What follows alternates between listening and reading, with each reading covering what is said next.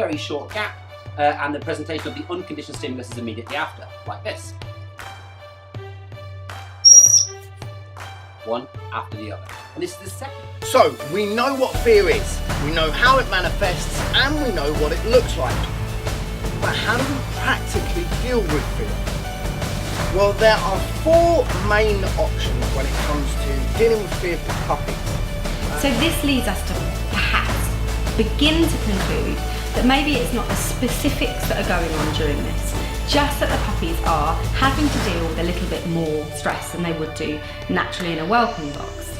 And this could be backed up by another study by a lady called Emily Bray, and she looked at 98